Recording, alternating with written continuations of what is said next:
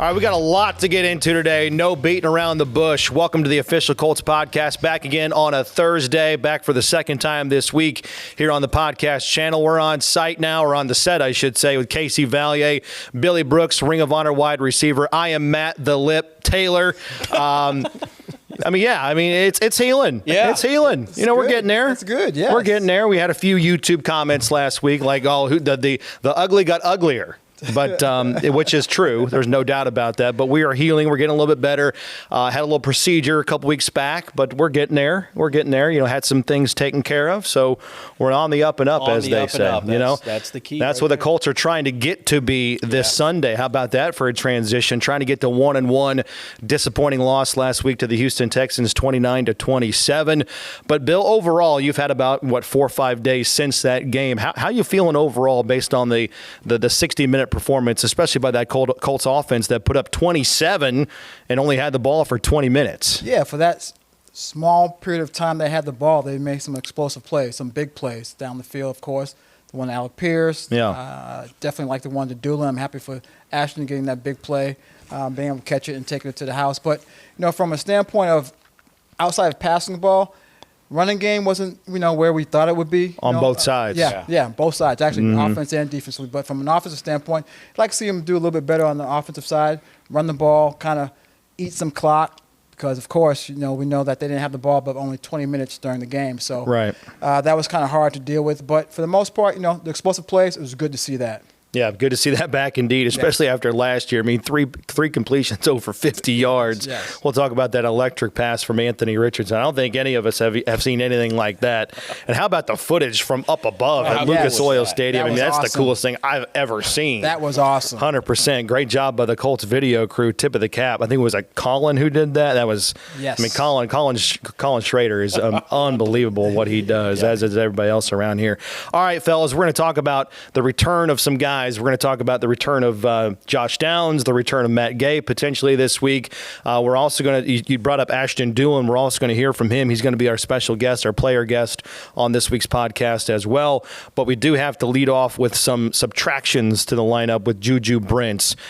Just can't catch a break. Now, this is the latest injury in the injury saga that has been his young career. He's now dealt with wrist. He's dealt with hamstring, quad, shoulder. He had the nose in the preseason, and now is dealing with the knee. It was kind of, I don't know if the word is surprising, but it kind of out of left field because he played basically the whole game, didn't come out of the game with the injury. Then it popped up, a few days later that he's on the injury report, and then come to find out that he does have to have surgery. So we'll see what it means for his availability later in the season. I don't know if he's going to be an IR guy to return, but Casey, what does this do to stun his growth going into what was a big year for him, because he was, as we said last year, in the lineup, out of the lineup, just kind of shuffling his availability throughout most of that rookie season. I mean, it's one of those things you just got to be pretty blunt about it. It's pretty crushing. I mean, honestly, you think about a guy, that injury label is always, it's very, very hard to get over that, and that's all he heard about heading into this year. He talked about how important it was to be out there for as much of training camp as he was compared to what it was last year. I mean, he missed all of the OTAs dealing with the wrist coming out of college last year, missed a lot of training camp last year. I don't know, I mean, I'm not entirely sure if he even got a full weekend of camp before the season started, so there was already kind of that injury label on top of him. Then as a rookie, he plays in 9 games. And then here we go. We saw the nose injury that happened in the preseason game, and now, he potentially loses all of this year. So it is tough, especially with the promise that he has. I mean, you watch when he's on the field, you see the reason why this team targets him in the second round, but it's crushing the fact that here he is going to have to answer those same questions heading into next year. And it's also, I mean, I don't want to be mean about it, but it's hard to count. Like you head into, let's say you head into next year, it's hard to say that you fully count on him being healthy because he just hasn't shown it. So for him, I know Shane Steichen talked about life is all about overcoming adversity and, taking those bumps in the road and seeing the light at the end of the tunnel. So I know for Juju, the kind of person he is, I know he's going to be in there working hard, and you just hope that you can kind of see that full product on the field because the promise was there. It's just been crushing that right now through 2 years. If he doesn't play the rest of the season, it's just 10 games to show for it. And Bill, to push things forward, you look at the Packers. They've got 3 really good young receivers, and Romeo Doubs and Christian Watson. They also have Jaden Reed, who had a really big game. In fact, he's got the biggest game of the young season in the NFL. He had a $138. He's a dynamic player. He's a guy that can run the ball. He obviously can catch the ball. What do you expect to see from the Colts secondary? How do you think they're going to go about,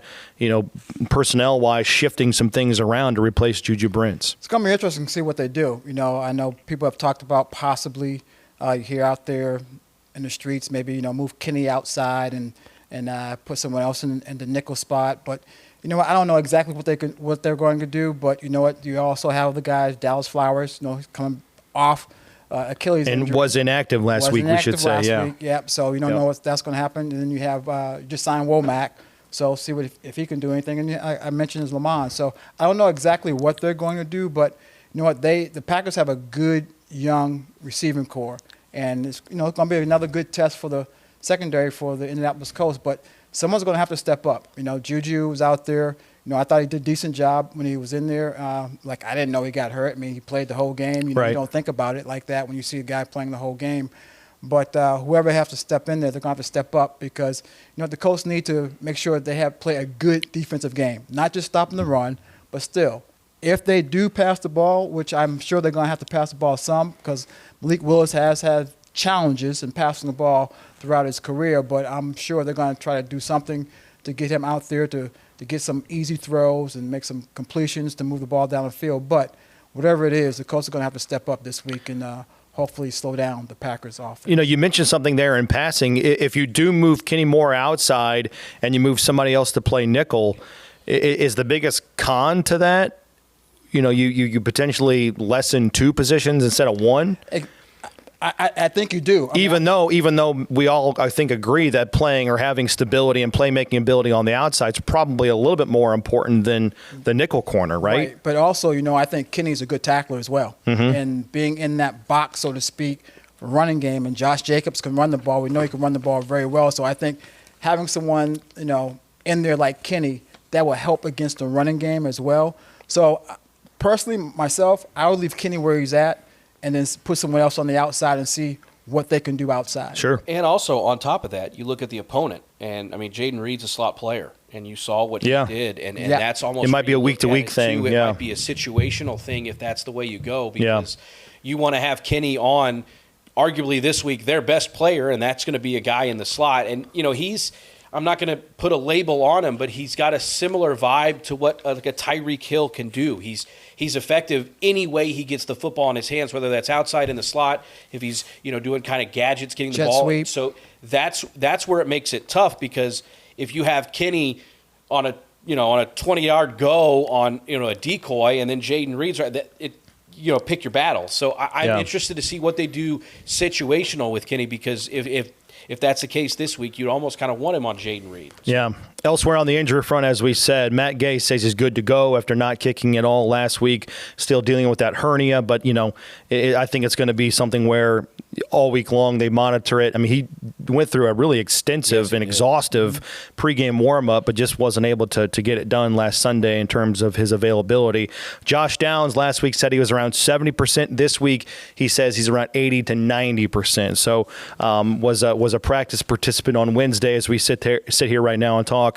We'll see what that injury report looks like for him on this Thursday. All right, fellas, let's talk about the Packers, and I want to do so on a segment that I like to call What If, all right, because the Colts came up so short. They lost by 2. They were down by 9 a couple of times in the fourth quarter last Sunday. Let's break down some areas of improvement and see how the Colts can be on some what ifs. What if they get this? What if they do that? How good can they be starting here in week number 2? So let's talk about the offense just in terms of just staying on the field because, like I said, they had 27 points that basically came on the result of 4 plays. You had the 3 big completions, then you had the special teams punt block that set up the score for Jonathan Taylor, but they had the ball for just 6 minutes in the second half. They ran 16 plays total past halftime, and Anthony Richardson completed just 9 balls for over 200 yards. That's unbelievable. Yes, I mean, think about that. Yeah. 9 completions, but still had 212 yards passing, over 23 yards per completion. The Colts as a team averaged 7.6 yards per play. Still as a team went over 300 yards of offense. So what if, Bill, I mean, if the Colts have more time of possession, if they get some more help from the defense, which we're going to talk about, if they can get some more stops, if the defense can put the opposing offense into some, tougher situations to get off the field. I mean, if this Colts offense has 30 minutes, 35 minutes of time of possession, what if that happens? What does the Colts look like? What does the game, I should say, for the Colts offense look like then? The potential is awesome. I mean, if that's the case, if they can continue to play like they played last week as far as making those explosive plays and moving the ball, I think it's actually critical for them to be able to sustain some drives, because I think they're going to need to sustain some drives. It not only helps your own defense out for them to be on the sideline and get some rest, but it wears out the other team. And also, when you want to control the clock, you want to put the other team offense on the sideline, keep them on the sideline, especially high-powered offenses like Houston. Houston's a pretty high-powered offense. Right. You want to keep them on the sideline. So I think it's going to be important for them to start sustaining some drives and continue to make those explosive plays, because those explosive plays put other teams really their backs against the wall, because they're going to feel like they have to keep up. Yeah. If they can't keep up, then you know what? They fall behind. If the Colts can wear them out as well as making some long drives, that's only going to help the Colts. I mean, devil's advocate, Casey, does it matter? I mean, if the Colts are going to get the chunk plays at the rate that they did and for the length that they did with those 3 completions over 50, does time of possession even matter for the Colts? That's a great point. I think ultimately time of possession wouldn't have mattered last week. Yeah. If I'm being honest. I think. And can you count on those going forward? Like you probably can't count on it. I mean, I think you know that this offense is going to be a lot more explosive. You're going to see a lot more of those splash plays, but it is something that you're not going to be able to pencil in 350 yards. Maybe not to the tune of a 60-yarder every weekend, right? But I do feel like last week the time of possession would have kind of fixed itself had there been a handful more of 3rd and long getting off the field. It would have changed the dynamic of the game, and I think offensively you did enough to win. I think, yes, you could go in and you'd say, you wish you would have run the ball a little bit better, and yet 16 plays in the second half is a wild number. But if you dive into what it was, you're a 3rd down stop away from getting the ball back down by 2 and winning the game. Right. So ultimately, like, you look at it offensively, and you did enough to put yourself in a really good position to win. It's just you got to play that full complementary football. Billy, what if Anthony Richardson is just overall more accurate? I mean, can you win with a sub-50 completion percentage? Because 9 for 19, if you take away Richardson's 3 explosive completions, those 50-yarders, that leaves him 6 for 16 with 41 yards on those other attempts. What if Anthony Richardson is just better from week 1 to week 2? Then what does the offense look like? It looks a lot better. I mean, I hate to be that simple and blunt, but it looks better. I mean, if he completes more passes. Thank you for going along with the spirit of the segment. It looks better. See you, folks. That's what you came for. But no, I mean, if he completes more passes, I know, especially on those 3rd downs, and you continue a drive, you're not going out. You're moving the ball down the field. You're getting into a rhythm. He's getting into a rhythm. He's be able to complete some more passes. The offense can run the ball. Maybe JT can get into a rhythm as far as running the ball. The offensive line get in a rhythm as far as creating some holes for JT to run the ball. So I think it helps the team out overall, especially to move the ball down the field. Yeah. And then also, like I said before, I think when you sustain those drives, which are important, it keeps the defense fresh out there in the football field. I say it helps keep them fresh because they don't have to expend so much energy when they're out there and they're out there for a long time. And when you're playing the first game of the season, those guys, none of them have played the whole game yet for a season. So they just came off of a preseason where they probably only played a half at the most. Right. So playing a whole game and being out in the field that long, you're going to get exhausted. And then once you get exhausted, other teams are going to take advantage of that. So I think sustaining drives helps the whole team. All right, let's go to what if on the defensive letdown side of things. The Texans ran for 212. Nobody saw that coming. I mean, Joe Mixon's a damn good football player, but he looked like he did coming out of Oklahoma. I mean, he runs hard, good vision, good cutback ability, ran for over 5 yards per carry. I mean, after 1 week, it is what it is. The Colts are dead last in rushing defense allowed. Nick Cross and Julian Blackmon were way more involved in the running game defensively than you would like to see them be. They accounted for 15 of the Colts' 34 tackles against the run, and Houston scored on 6 of their 8 real drives, if you will, and racked up 29 points, right? You talk about the end of half and the end of game stuff. So what if, Casey, if the Colts can be better against the run in Green Bay? They've got Josh Jacobs, not too far removed from being the rushing champion in the NFL back in 2022. If they're better against the run, will that cure everything against a backup quarterback and Malik Willis playing for Jordan Love this weekend? Yeah, I mean, ultimately, I think yes. I think it's one of those. You know, we've talked to somebody in Green Bay, and they know the Colts want to stop the run. The Colts have said they want to stop the run. You talk to any defensive player any given week, that's the first thing they talk about. Especially with a backup quarterback that's trying to take some pressure off. And especially this week. I think it's one of those things where this is why I give the nod to the Colts in this matchup, because the Colts are coming in already been punched in the mouth. You talk about the numbers, you're dead last against the run, and that's probably an area this team would more than likely say they would hang their hat on. This is one of our best areas is against the run. Yeah. So I think when all things are said and done, it's going to be one of those things where the Colts know that they need to stop the run. The Packers know the Colts want to stop the run, but I think with the backup quarterback, the importance is so much greater on the Colts defense really honing in on making sure that Josh Jacobs is at bay. Ultimately, teams are going to have some success running the football. You just can't have it to the extent that you saw last week.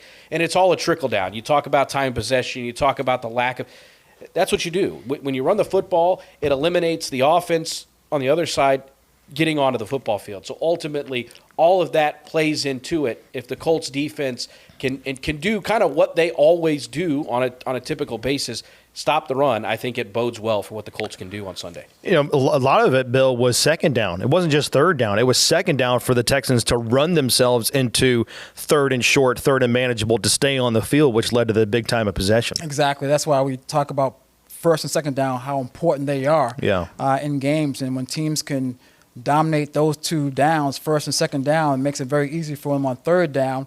And then if you get up on the first down, then you go again, another series. So, it's going to be important for the Colts defense to step up this week. I think they will. I mean, I think they know what they have to do against Josh Jacobs. And if you make them struggle against the run, it's going to make them one-dimensional. Mm-hmm. And I think Malik Willis, as we talked about before, during his career, he struggled throwing the ball. Let's be honest. And so we'll see what happens. I think he has 50% completion, 52% completion rate in his career. So he struggles to throw the ball. So we'll see what happens. But I think if the Colts can stop the run, it'll be big what if, right? Big what if after what we saw in game number 1. All right, let's go to our last what if here, and let's talk about the rookies, the two high-profile rookies at the top end of the draft for the Colts, Liatu Latu and then Adonai Mitchell. First, for Mitchell, it was really good to see him get separation. I know he only had the one catch, but wide open. The first one wide open on a 1st and 10 to the Texans' 29 in the second quarter. If that ball's on him, easy touchdown, walk in. He's doing his touchdown dance that he's been thinking about since he's 10 years old. Then in the fourth quarter, Mitchell does a little shimmy move, a little out and up, if you will, wide open down the far sideline. That would have been a 50-plus yard touchdown.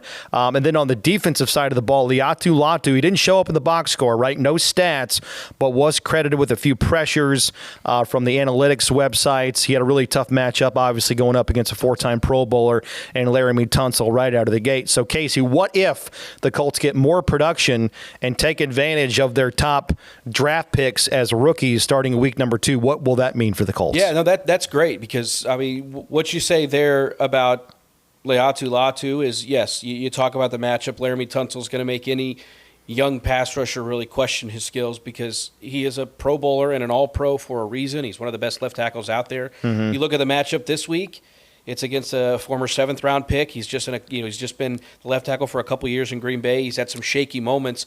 So I really do like the matchup Latu has shown throughout camp he's ready for the moment. I think that first game, ultimately, Bill kind of talked about it. He mentioned that he was ready to go out and play more than 7 snaps in the game against, I forget what game it was in the preseason. And you get in that mindset where you're like, oh, I got to be. Now you're full on. And so I think just getting no handcuffs now. Yeah, getting back into the rhythm. It was going to take him some time. I anticipated it taking. I'm glad to see that he was credited with some pressures. I watched some of the tape afterwards, and he was doing. He was doing what you wanted him to do. He maybe not getting home, but he's still creating that look that. The offensive coordinators have to be aware of what he can do, especially with it put on tape in his college film, but to what he did now. Now, jumping to A.D. Mitchell, I have no concerns. The biggest thing that I saw was, you mentioned it, separation. Clear. And he was going up against a guy in Derek Stingley, who's one of the top corners in the NFL, and he was doing a very good job of getting separation. The timing, the relationship with he and Anthony Richardson is going to come. I'm not worried about that, and when it comes, you're going to know it's here. And I really, really liked what we saw at A.D. Mitchell. I'm sure he would have preferred maybe that 4-catch for 150 yards and 2 touchdowns like he could have had there been that. But I'm not worried about A.D. Mitchell. Bill, what do you call that with A.D. Mitchell? I've heard it be described as he's got a little sauce about his ability to get open. Put a little hot sauce on his. I don't know if it's like a juke, but he's just got like this in his route running. He's got like this like smooth glide to him. You know what I'm talking about? No, I know exactly. Like how do you describe that? I never had that, but I know what you're talking about. That's not where I was going, by the way. I'm sorry. No, but he has something that he does. I don't know exactly what it does, but he's very smooth. It's very subtle. He has a little wiggle about him when he gets to the top of the route. He makes guys, think or take a false step and things like that. But they have to be aware of that now, because you've seen it during preseason. You've seen it during the game against the Texans. And, he's give a little subtle move, and Stingley was just – I don't know what Stingley was doing actually on the one that he could have scored a touchdown on right in the end zone. But I'm happy for A.D. As long as he does not get frustrated, because a lot of times when you're a young guy and you want to make big plays, you want to participate in the offense and be a part of the offense and things like that, you just miss it. It gets a little frustrating. So as long as he keeps on working, as you said, Casey, that time is going to work out. It's just a matter of time that it will work out, and they'll get hooked up together, and they're going to make some big plays. And I'm looking forward to see what he does once he gets into the end zone. There you go. Another guy that's got some sauce about him, a little shake in his route running ability. Ashton Dulin, big game for him last week. His first game since 2022, coming off that ACL injury in the training camp portion of 2023. Missed all of last year, but he makes a big catch, turns it into a house call, a 54-yard touchdown. And we had a chance to talk about that play and that game and just what it means for him to be back with this team earlier today. Check it out one-on-one right now on the official Colts podcast.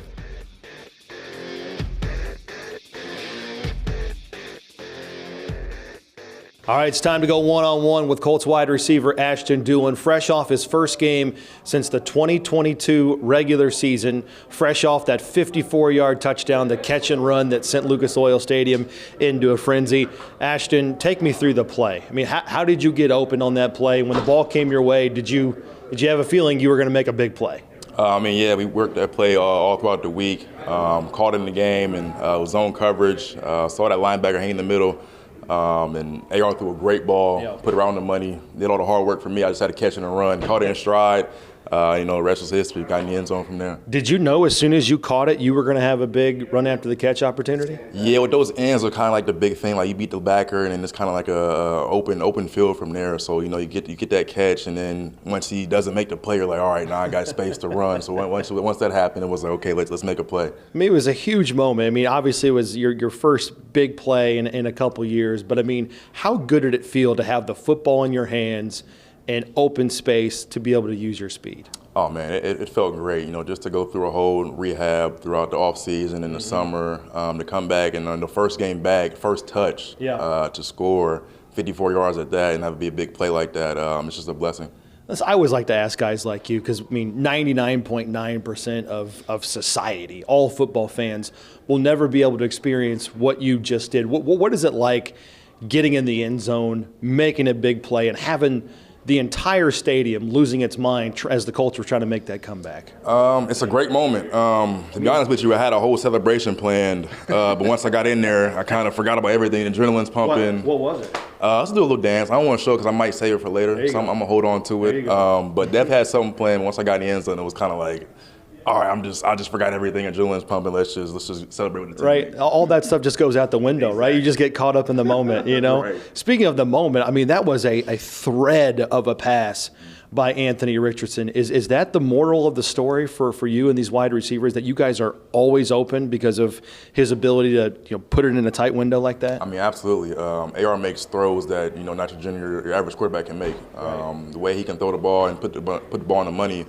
Especially throw the deep ball as well. With us, it's like, he never knows where the ball's going to go, because if he throws you the ball, he can throw you open in a sense. You got to keep running, make sure you get up underneath it, and then like that, he'll throw the ball about 60 yards. So even more than that. So just be ready. Is it my understanding that Michael Pittman Jr. either before the game or pregame warmups had a little bit of a premonition that you might A, get open on that play, but also B, take it to the house? Did he foresee that a little bit? He did. So we got a pop-up shot in the locker room, and he was like, Ashton, if I make this shot right here, it's about a good little free throw. He said, if I make this shot right here, you're going to score this weekend. So first shot, sure enough, drained it, nothing but nylon, and came to fruition. So I think Pitt might be my little good luck charm. Yeah, my little crystal ball. Yeah. What do you call that? Pitt Madonna's? Yeah, whatever works.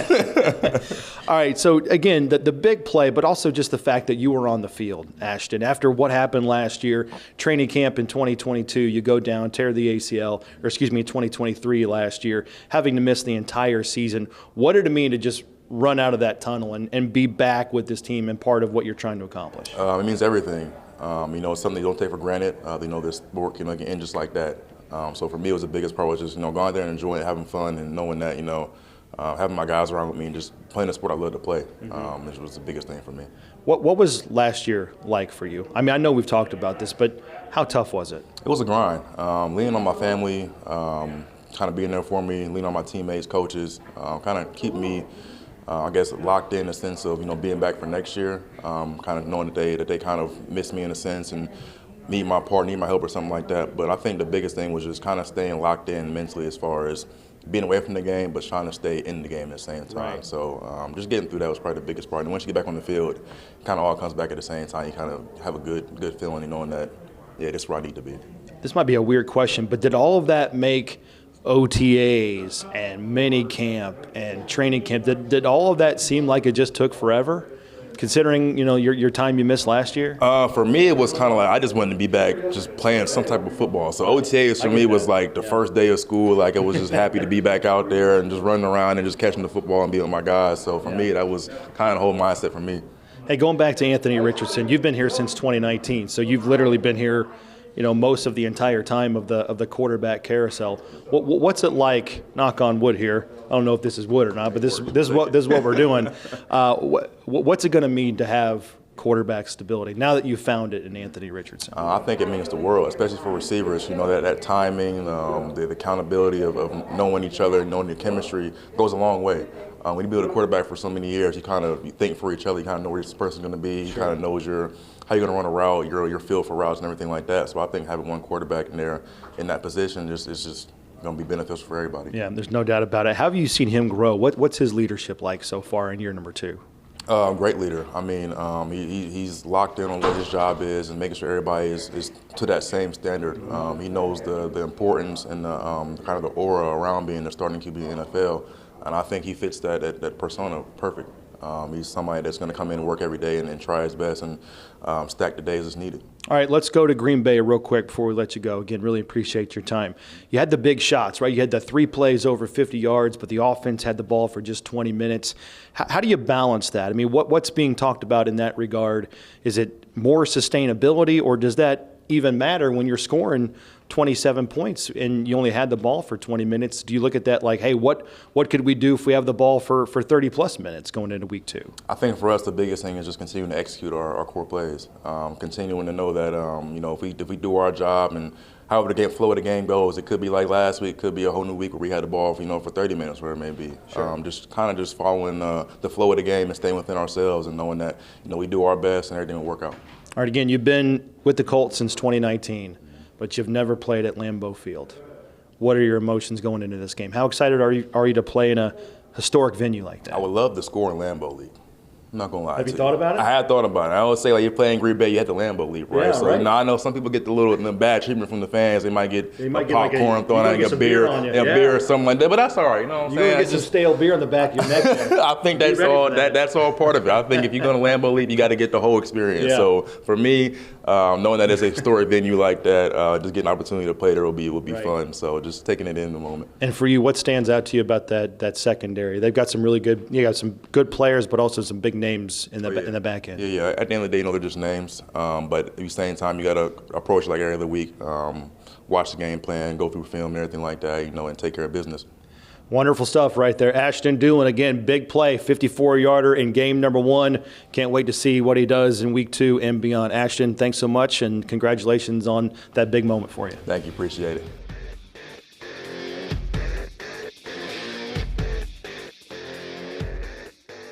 One of our favorite guys in the locker room, Ashton Dulin, number 16 in the program, number 1 in your hearts, because he's just a good dude. Great personality. He's a sweater, though. I'm glad you're going there. He sweats a lot. All right, I know everybody out there does, but he's talked about this before. He's been on record saying, yeah, I get it from my dad. I'm a sweaty human being. He typically carries around a rack. He has to take like 4 showers in order to kind of like he's got finally. A towel with him at all yeah. times. He's always hot. Yeah. Oh, I feel sorry for the guy. Tell you what. Tough.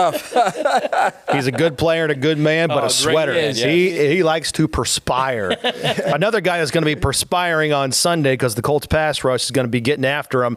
That's going to be third-year quarterback Malik Willis. What you talking about, Willis? That's what we're talking about right now. What movie or what show, Case? Oh. What you talking about, Willis? I know it's Gary Coleman, but I can't. Yeah, Bill? Gary Coleman. I forget now. What's happening? Oh, it's different strokes, bro. Different strokes. That's right. Different It strokes, is. bro. I was thinking about so many people in the YouTube chat right now are throwing tomatoes. I know they're Different Hey, strokes, I got man. the actor right. It What just- you talking about, Willis? man. Malik Willis coming up on Sunday. This is going to be just his 4th career start, his first since 2022. He's been with the Packers for like 15 minutes. He was traded for at the end of the preseason. Obviously, Jordan Love's injury is thrusting him to this situation right now. But the book on him, again, completion percentage, as you said, Bill, 52.2%. He's taken 15 sacks, which is a lot for his amount of time that he's been out there. 3 picks and no touchdown passes to this point. So here's what you're looking at. Another opportunity for the Colts to take advantage of the opportunity that was basically in front of them for a lot of last year. 17 games for the Colts a year ago. They played a backup quarterback or a rookie quarterback in 10 of those games. So here we go again for Malik Willis. So, Bill, what does the pass rush have to look like against the Packers against a pretty green quarterback? Yeah, I would think, he's a green quarterback, but he can run the ball. He can. At Liberty, he ran the ball well. You can run the ball, so I think they're going to have to be very disciplined in their lane rushing. Make sure they stay in their lanes. Keep the lanes clogged up so he can't step up and take off and run. But they have to get pressure on him. As Rick said, keep him in the cylinder there so he doesn't get out of that cylinder. Put pressure on him and get to him. And I think give him some different looks, looks that he has not seen. Come after him, put some pressure on him, send some guys that they haven't sent before, and do some different things to make him think, because I think he's only been there when the game starts. We've only been in Green Bay for 20 days, I think. So, he can't know the playbook that well right now. So I'm sure they're going to condense it down for him, make sure they keep it real simple for him. Just go after him. Just put some pressure on him. And that's big going up against a secondary that no matter how you slice, it's going to be shuffled around a little bit. Exactly. So it's going to be imperative for the front 4 to get some pressure on him. And then I also would send someone else to have some other people in there, as far as send 5 maybe once in a while and get some pressure on him. Go ahead, Casey. I'm sorry. You mentioned the sacks. The number is like 18% of his pass attempts he's been sacked on, which is the most by any quarterback. How about that? I think 50 pass attempts or 100 pass attempts since 2000. So, that really puts it in perspective. And you got 24 years of quarterbacks playing in the NFL. And just think about what we saw last year. You see how many quarterbacks play in a given year. Yeah. That is one of the books on this guy. So that is definitely a thing. If you're an edge rusher this week that wears a Colts uniform, you know that number, and you're kind of got your ears pinned back. You're ready to go fight. All right. Yeah. Lastly, how big is the boulder that's going to be on the defense's shoulders this week. They've heard all week long about how the fact that they were kind of taken by surprise, caught off guard with the Texans' ability to run the ball. What was the term the Colts were trying to stop the run through getting C.J. Stroud last week? I mean, however you want to term it, the Colts, I think they're dead last in the NFL in rushing defense. That's the strength of their team with the two inside or the two interior defensive tackles with DeForest Buckner and Grover Stewart. Those guys they can't wait for Sunday to get here to rectify some things. But it's Josh Jacobs. He can run the heck out of the football. Exactly, he can. I mean, I think, those guys, I'm sure they hear what's being said outside, and they know that they didn't play well, and I think that's the most important thing. They know themselves that they didn't play well, and those guys have pride in what they do out there in the football field, and they want to perform at a high level. So I look for the defensive line, linebackers, and the secondary to come out and play with like their hair is on fire and making some plays out there and playing to rectify what they did from last week to be a lot better this week. Another thing, Casey, Jaden Reed just went for 138 like we talked about. He had a 70-yard touchdown reception, a 30-yard touchdown run against the Eagles. Pretty good defense.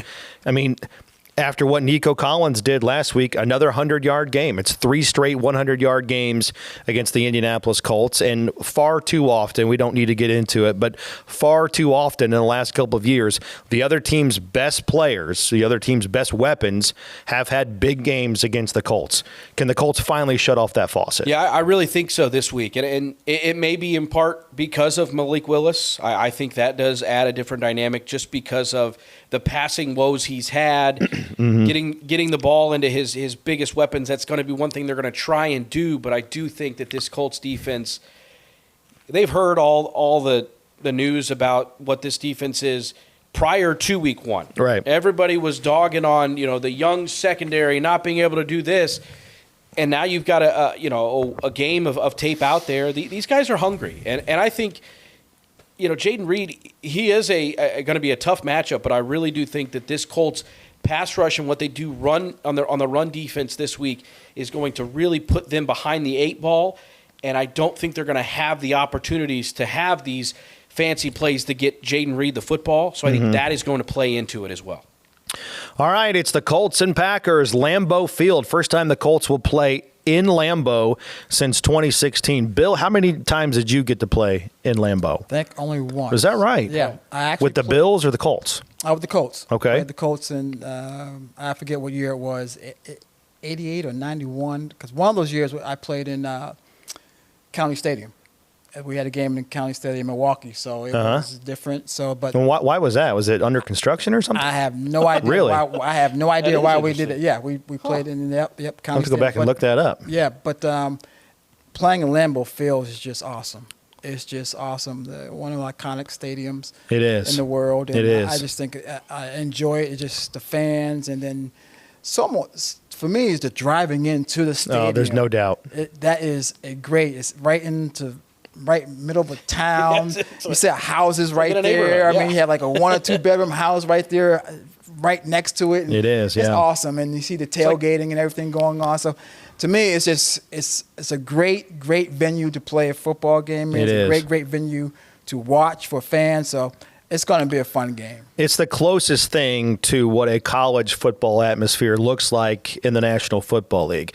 And in the last couple of years, they've obviously had to keep up with the Joneses with, suites and modern amenities and the Jumbotron. But, Bill, I don't know when the last time you were there for a game was, but those things that they've built up, Kevin, you can probably attest to this too. You've been there.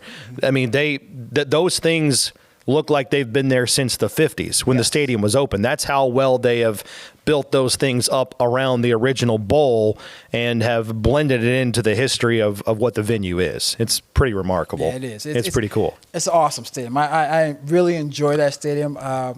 Playing in there is great. The fans are great for the Packers, of course, are going to make a lot of noise. All the cheeseheads up there. So it's going to be a nice atmosphere to play a football. Yeah, it's kind of like the Indianapolis Motor Speedway in the town of Speedway. Right, you turn the corner and off of Crawfordsville Road, boom, there it is. Yes. It'd be like if Lucas Oil Stadium was in Beech Grove. And isn't it nice to do this in September where Oh, you ain't lying, brother. It's supposed to be like in the 80s. yes. You ain't lying about that. That's a win right there, man. No doubt about it. Hey, since we are going to Cheeseland, I want you guys to rank these things on our way out here. Okay. Quick poll. All right, rank these in order. Bratwurst, beer, or cheese curds? We're going to Wisconsin. Rank those 3. Brats, beer, cheese curds. In order. Rank them. Go. I go beer, bratwurst, cheese curd. Bill. Beer, cheese curds. Brat, beer, cheese curds. Washing it down with a nice brewski. Hope you're not lactose intolerant going to this game. This ain't for you, brother.